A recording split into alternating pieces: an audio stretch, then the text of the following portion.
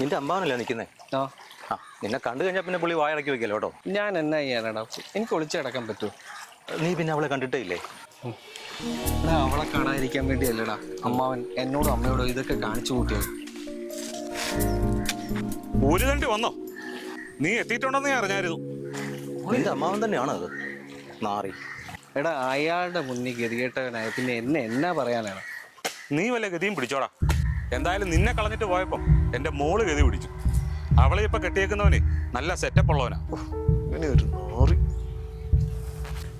സന്തോഷം അമ്മാവ, അവള് സുഖമായിട്ടിരിക്കും. നീ നിക്ക്, അങ്ങനെ അങ്ങ് പോകാൻ വരട്ടെ.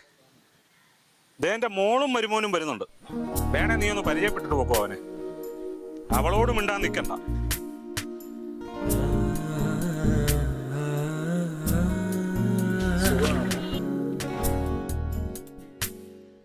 ഇല്ലടാ അച്ഛൻ സൂക്കറുണ്ട്.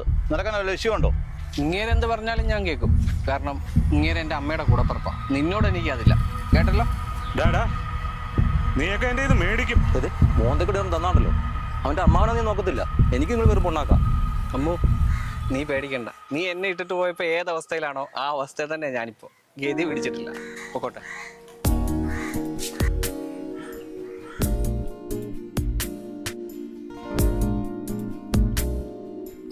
നീ എന്നെ അവരോട് രക്ഷപ്പെട്ട കാര്യമൊന്നും പറയാൻ ഞാൻ അമ്മാവനോട് നീ ഒന്നും വേണ്ടിയില്ലല്ലോ. ഞാൻ പറയാൻ എന്നെ പുള്ളി ഒരു ദിവസം അറിയും. അതിലും വലിയ പ്രതികാരം വേറെ വല്ല ഉണ്ടോടാ? പക്ഷേ അവളെ നീ ഗതി കിട്ടില്ലെന്ന് അറിയുമ്പോഴേ അവൾ സന്തോഷിക്കത്തില്ലേ ചെയ്തുള്ളൂ. എടാ അവളുടെ മുഖം കണ്ടിട്ട് സന്തോഷമാണെന്ന് എനിക്ക് തോന്നുന്നുണ്ടോടാ? എടാ ഞാൻ ഗതി പിടിച്ചില്ലെന്ന് അറിയുമ്പോൾ അവൾ ഒന്നുകൂടെ തകർത്തേ ഉള്ളൂ. എന്നോട് ചെയ്തതിന് ഞാൻ ഇത്രയെങ്കിലും അവളോട് ചെയ്യണ്ടടാ.